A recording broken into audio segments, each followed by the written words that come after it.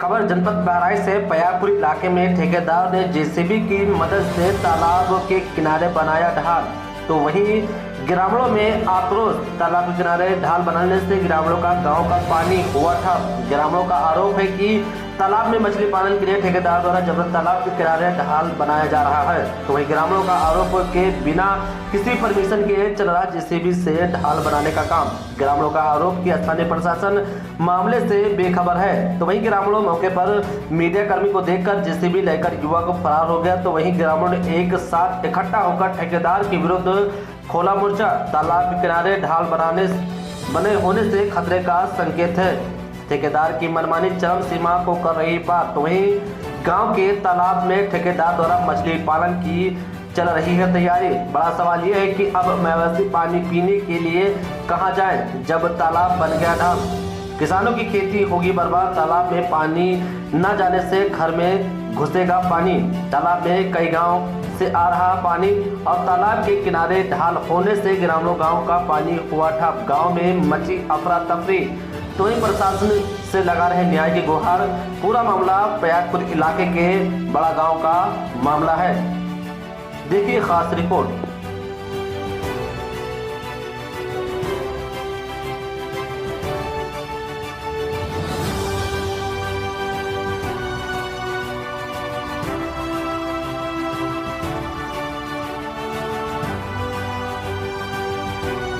आपका नाम? सफ़ीर अहमद। क्या हैं आप? हम प्रधान प्रतिनिधि हसुआपारा, ग्राम सभा हसुआपारा। इलाका कौन सा है ये हसुआपारा ग्राम सभा में आता है। अच्छा, थाना कौन सा है? थाना पयागपुर, ब्लॉक पयागपुर। क्या मामला है, आज इतनी संख्या में आप लोग मौजूद हैं, क्या मामला ये है? हमारे ग्राम सभा का तालाब है, बहुत बड़ा तालाब है और इसका कभी कोई पट्टा नहीं हुआ। जब भी होता था ग्राम सभा से पट्टा होता था 1 साल के 6 महीने का, उसके बाद ग्रामीण जो है उसको यूज करते थे। जो भी यहाँ पुरेन पाता होते थे या मिट्टी निकालना होता था या गाय भैंस चलाना होता था, ये ग्रामीणों के यूज में आता था।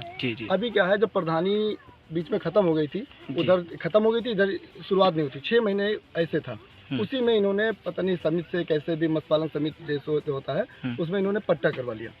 तो अभी जो मुझे जानकारी है, पट्टा ग्राम सभा का तालाब जब होता है तो पहले ग्राम सभा को दिया जाता है। जब वहाँ उस पट्टा धारक नहीं होता है तो न्याय पंचायत को दिया जाता है। न्याय पंचायत में भी नहीं मिलता है तो ब्लॉक स्तरीय देखा जाता है। अभी जानकारी मुझे जो मंजू देवी जिसके नाम से पट्टा हुआ है वो न तो हमारे ग्राम सभा की है न हमारे न्याय पंचायत की है, हो सकता है हमारे ब्लॉक की भी ना हो। उसके नाम पट्टा हो गया। जब हमारी वाइफ प्रधान हुई है, जब बागडोर हमारे हाथ में है, वो मछली डालने लगा, बच्चे डालने लगे इसमें।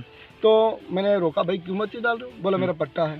ठीक है। उसके बाद वो जो पट्टा धारक थी महिला एक बार आई, बात की, वो बड़ी लंबी लंबी चौड़ी चौड़ी बातें धमकाने वाली। उसके बाद उसके जो मेन है जो पैसा इन्वेस्ट करता है वो है एसएसबी में, रसीद अहमद नाम है। वो तो आता है ग्रामीणों को धमकाता है, मैं 70,000 रुपये पाता हूँ। अगर लेबरों से अपने कहता है अगर ये कहीं ग्रामीण दिखते हैं तो इनको मारो, उसके बाद 1 कुंटल मछली इनके पास में डाल दो, जो होगा मैं देख लूंगा। ठीक है। और उसके बाद ग्रामीण अगर खेत में जाते हैं तो वो तुरंत एप्लीकेशन डालता है कि हमारी मछली मार रहे थे। ठीक है। और वो पुलिस वाले तुरंत एक्टिव होकर इनको प्रताड़ित करते हैं। हुई थी उससे पहले ये तालाब का पानी ये भर जाता था, लेकिन गांव तक पहुंचता था, उसके बाद आगे निकल जाता था। अभी जो चौतरफा बाउंड्री हो जाएगी तो ये पानी निकलेगा, तो ये जो गांव है इसके करीब में वो सब डूब जाएंगे। यानी माना जाए तो जो ग्रामीण हैं या इसमें जो आक्रोशित है आप लोग मौजूद हैं यहाँ, तो इसी समस्या को लेकर ये समस्या है पट्टा कैंसिल हो, क्योंकि बार बार ग्रामीणों को प्रताड़ित किया था इस पट्टे की वजह से। इसकी कहीं शिकायत की है? हाँ, जिलाधिकारी महोदय को एक बार प्रश्न पत्र दिया गया था। जी, क्या कार्रवाई हुई? उस पर कार्रवाई हुई थी कि थाने पे आया, थाने पे मतलब इंक्वायरी में मुझे बुलाया गया, बोले कि इसमें ग्रामीणों को नहीं सताया जाएगा, आप इसमें मतलब दोबारा ये गलती नहीं की जाएगी। तो उसके बाद वो चला गया, उससे साइन कराया, वो चला गया। अभी उसके बाद उस पर कोई कार्रवाई नहीं।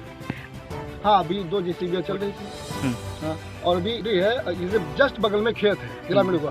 जब खेत में किसान आते हैं तो उनके साथ उनके छोटे छोटे बच्चे भी आते हैं। अगर ये बच्चे किसान अपने खेतों में लग गए और वो बच्चे इस बाउंड्री पे चढ़ गए और सरक गए उधर, देखिए अब कितनी गहरी खंदक है, उसमें डूब गए, इसका जिम्मेदार कौन है? कोई अभी आप प्रशासन जी प्रशासन से क्या मांग है आपकी?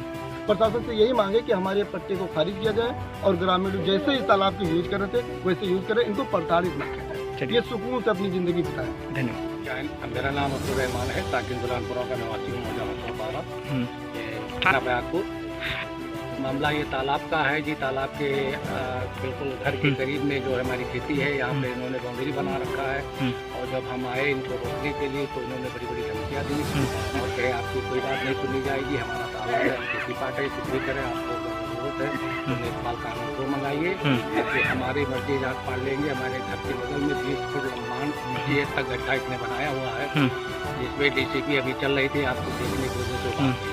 तो हमें सरकार से निवेदन है कि इसका उचित कार्रवाई इसके ऊपर की जाए। तमाम पशुपालन चीजें आते हैं यहाँ पे, 4-6 पशु इस तालाब में। क्या इस तालाब में जिस तरीके से खेत देखा जा रहा है बगल में, तो क्या बरसात में क्या यहाँ के किसानों को नुकसान होता है क्या? बारिश में बहुत नुकसान होता है। हमारा गांव इतनी दूरी पे है मगर वहाँ तक पानी चढ़ जाता है। ये कम से कम 7 से 8 किलोमीटर पश्चिम से पानी तालाब में आता है और नहर का पानी भी तालाब में आता है। इसके वजह से तालाब काफी ऊंचाई पे होकर बहना शुरू कर देता है। फिर उसमें चाहे खेती हो, चाहे पस हो, चाहे जो भी हो, फिर नुकसान ज्यादा हो जाती है।